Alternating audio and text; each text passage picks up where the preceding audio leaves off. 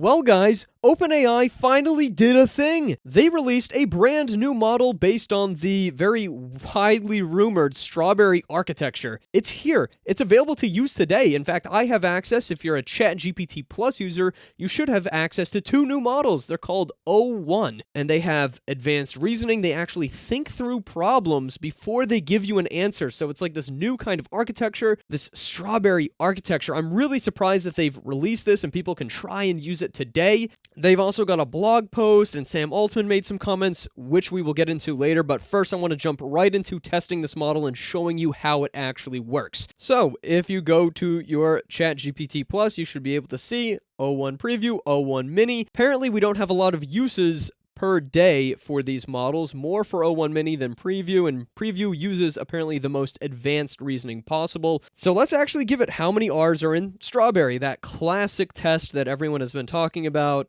Oh, perfect. We have some classic OpenAI here. Internal server error. Oh, now it's actually thinking as I restart, analyzing the query, counting the R's, and there you go. 3 letter R's and the word strawberry, which is correct. So before, GPT-4o would sometimes get this question correct and sometimes get it wrong. Here's an example where it did get it wrong. The word strawberry contains 2 R's, but as you can see, sometimes it did get it right. But this isn't a very difficult problem. Let's give this thing something more to chew on, something a lot more complex. We're going to come up with something right on the spot. Intuitive for humans, but not intuitive for large language models. In the morning, I have a cup of water. I remove 1 teaspoon from the water and place it in another cup and leave it on the counter. Directly after that, I place the cup of water into an ice maker and turn it into 4 ice cubes. In the night, I take the ice cubes and then place them into a glass.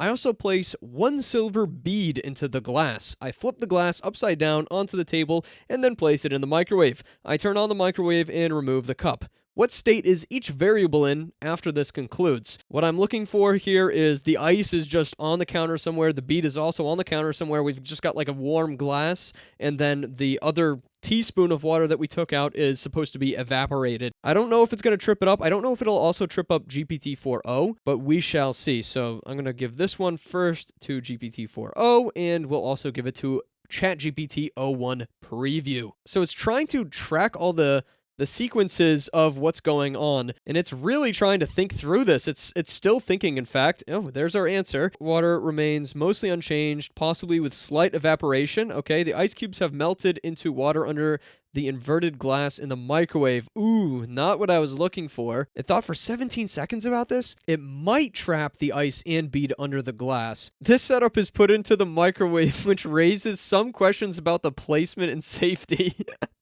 And then it says chunk. Okay, let me see. Placing an inverted glass with ice and a silver bead in the microwave might cause short-circuiting or overheating. No matter which step to follow, the glass could likely shatter. So it's trying to go through different avenues and different steps to work through the problem. Very interesting. Flipping the glass upside down onto the table and placing it in the microwave. Meanwhile, I ensure the teaspoon of water remains on the counter and note the state of the ice cubes and the silver bead. Curious about the teaspoon of water being left out, which might have partially evaporated in the evening. Absorbing microwave energy. They didn't end up in there, though. They weren't trapped. Most likely, if you flip it upside down, gravity's gonna pull them out. A silver bead's small size won't cause significant arcing in the microwave. Okay, good thing we figured that out. It's thinking through so many things. Forming a dome over the beads. Ice melted, creating liquid beneath the glass. Tracking states. Turned into liquid water. Yeah, that's just not what I was looking for, though. The ice cube shouldn't have been melted. Silver bead is intact, now sitting in the pool of water. Wow, very interesting. I'm interested to see how it responds to us correcting it as well. And you know what? The final states here from GPT-4o are also largely the same. Are you sure about that? This takes place in a kitchen on Earth, not in space. Clarifying key details, mapping the scene, addressing microwave dynamics, evaluating microwave safety, potential hazards, correcting previous mistakes. Original cup, place in the water, glass preparation, 4 ice cubes and place them into glass. Inversion, you flip the glass upside down. Pressure buildup, so potential outcomes, pressure increases, glass shatters, safety hazard. See, I flip the glass upside down onto the table and then place it into the microwave, which would mean everything falls out. It's still missing this. Are you sure that the ice is in the microwave. Oh, it's thinking. It's thinking. It's about to have an epiphany, guys. Observing the process, clarifying the situation. Okay. I think that this thing could be very prompt heavy. I bet with the right prompt, and you say, think things through, clarify the situation before you evaluate, I bet it would get this right every single time.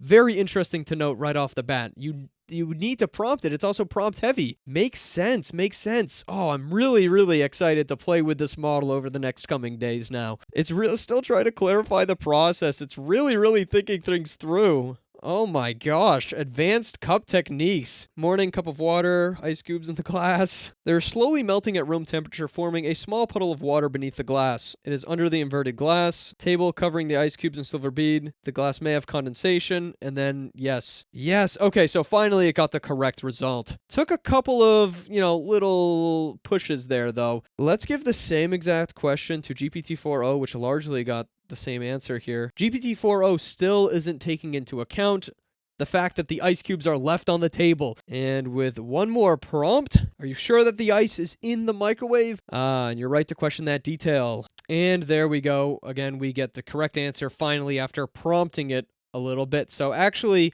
pretty in line, the thinking version, this O1 preview, and the old GPT-4o, but don't let that fool you. Again, I think, just even based on this test alone, that this model is probably quite prompt heavy, meaning if we give it the right kind of a prompt, it's going to think through it quite a bit better. We'll have to learn as we test more. Let's give it that same exact logic problem, but we're going to preface it. Let's give it, use human-level logic and reasoning. Picture yourself as a person running through the following actions and what reactions may occur. Send it on over. Maybe this time it will actually get it right off the bat. Pinpointing variables, starting and freezing, reassessing the situation, revisiting the process. It really has to think and evaluate through these things, man.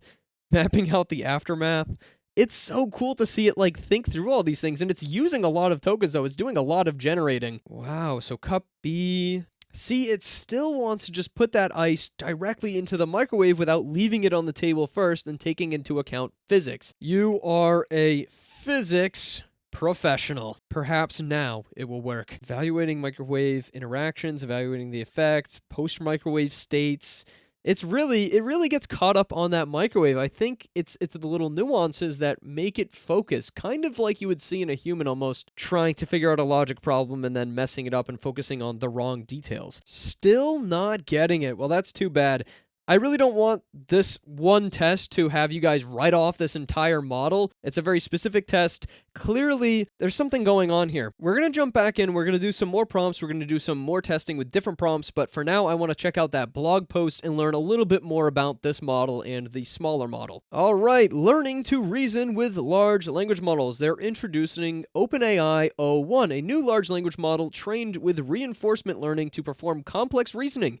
O1 thinks before it answers. It can produce a long internal chain of thought before responding to the user. It ranks in the 89th percentile on competitive programming questions, top 500 students in the US qualifier for the USA Math Olympiad, and exceeds human PhD level accuracy on a benchmark of physics. But the basic logic problems still trip it up, which is really funny. Biology and chemistry problems, GPQA, while the work needed to make this new model as easy to use as current model is still ongoing, we're releasing an early version of this model as a preview to immediate use in ChatGPT. So yes, work needed to make the new model as easy to use as current models. I think that's sort of what we're seeing with the prompt I tested today. I think that's more or less what they're referring to. Large-scale reinforcement learning algorithm teaches the model how to think productively using its chain of thought in a highly data-efficient training process. We have found that the performance of O1 consistently improves with more reinforcement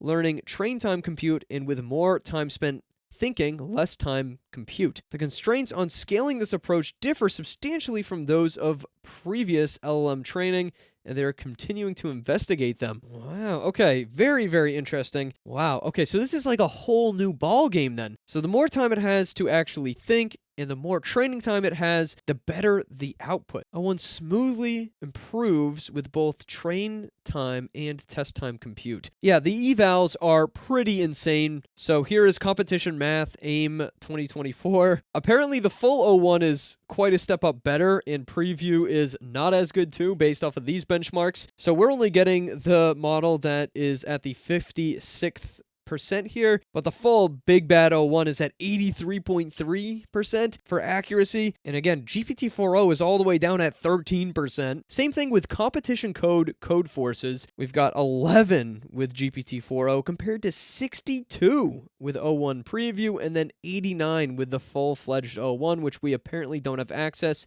And then the PhD over here, this is pretty crazy. GPT-4o is already pretty close to a human-level expert at 56 compared to 69%. Nice. But O1 preview all the way up at 78.3, and then O1 is at 78 here. And this is GPQA Diamond. Wow. And then we've got physics, global facts, college chemistry. We have like a full intelligence outline here for the benchmarks. The O1 improvement is pretty steady in almost all of these benchmarks, as you can see. Some huge increases with AP Physics 2. The LSAT is a huge increase as well. Decent in calculus and chemistry. College mathematics is a stonking increase, all the way up to 98%, almost an 100% completion.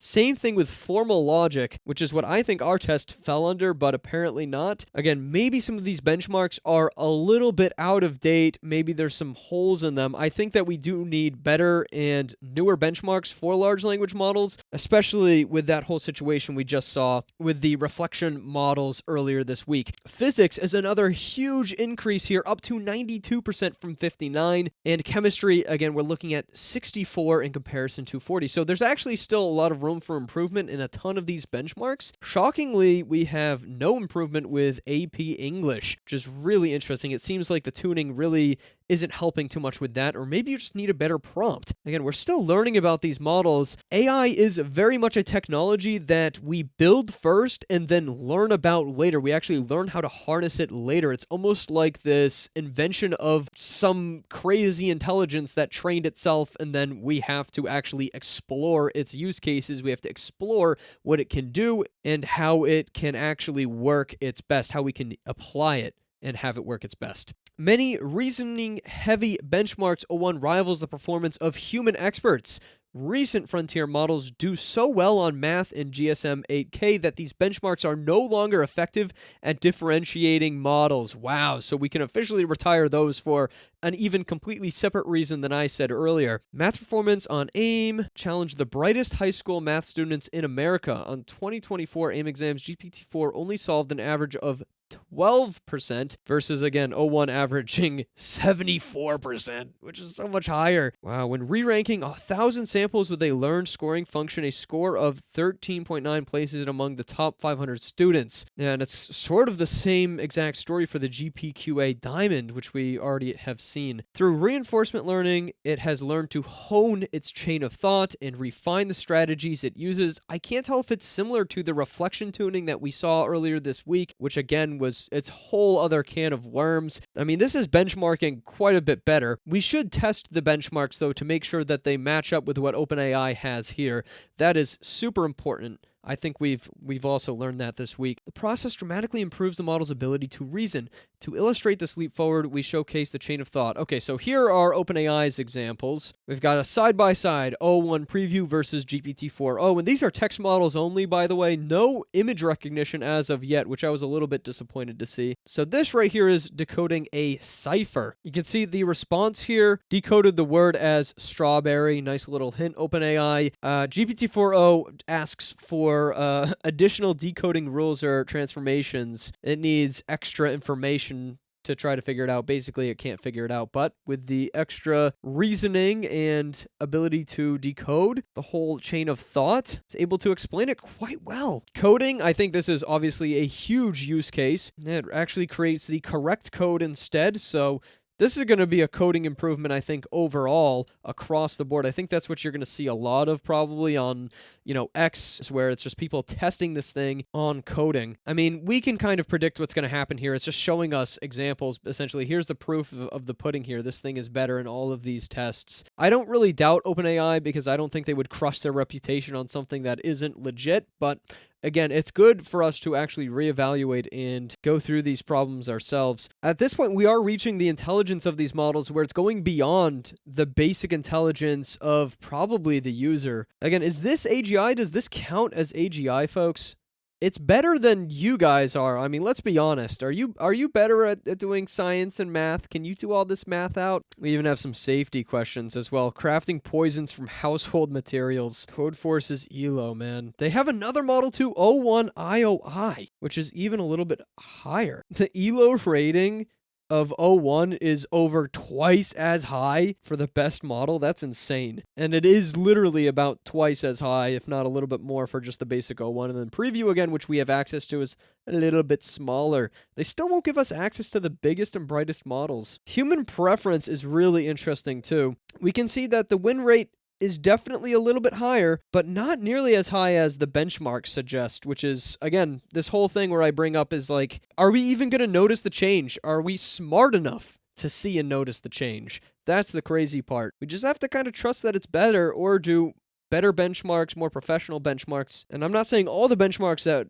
this thing is tested on are bad, or even all of them are useless. I just think that we might need to change them up now that we have these bright, really intelligent models. And again, figuring out the best way to prompt, that's like a huge deal. So that's like a brief overview of the blog post. It's just better on all of these different benchmarks. And for human preference, typically it can be seen that it's better, but it doesn't align perfectly with the benchmarks, meaning people don't notice how good it truly is. And of course, it did also fail our logic problems several times earlier today, but maybe it's just that small nuance. It was one small nuance that it kept getting caught up on. Run tests on yourself to self-improve and figure out the best way to prompt yourself for logic problems. Try to fix it. Fix yourself. You can go off and do things. You're somewhat autonomous now. Wow. Okay, it's running multiple tests and it's doing some conclusions. Wow, look how long this prompt has ended up to be. I mean, it's really interesting. It's like a whole new different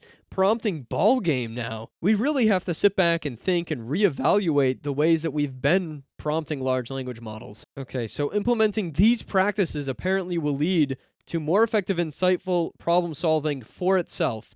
Be specific, request detailed explanations, suggest organizational tools, and promote verification. Write a basic prompt to include before any interaction with you based on these findings. And then sometimes it doesn't have to do much thinking. Sometimes it only thinks for a few seconds, which I do like. I like the fact that it will think way more complexly for things that require, but something simple like this doesn't really need it. Again, I want it to be like copy and paste though. Give me something I can copy and paste though. It seems like this model thinks a lot more, but it has more trouble inferring what I want it to do right off the bat. It also thought for 6 seconds and then just didn't give me an output. And what is this? Oh, it has Chinese in it. Apparently, it's also generating in Chinese to generate prompts. Chunk. Okay, so it definitely is a preview. It's got some problems here. Once you start to like push it in strange ways, as I am right now, we're getting some strange stuff like Chinese text in the middle and then just chunk.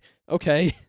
Weird. I want a nice copy-paste general use pre-prompt. Come on, ChatGPT. You do have to be very clear with this thing. There we go. That's a little bit more like it. I really wish this had image upload because I would give it like routes. It's like, what's the most efficient way to get to this point? Apparently, it will have multimodal image input capabilities in the future, but not yet. All right, so next prompt here. Iterate using self-evaluation. What is the most efficient way to organize a bedroom with a layout that looks like this? And then we're going to give it a visual description generated by GPT-4 Omni. So we'll snag this nice random photo of a messy bedroom and send it on through. Describe this messy bedroom in great visual detail, explaining positions in relation to other positions. This bedroom is visibly cluttered and disorganized, creating a sense of chaos.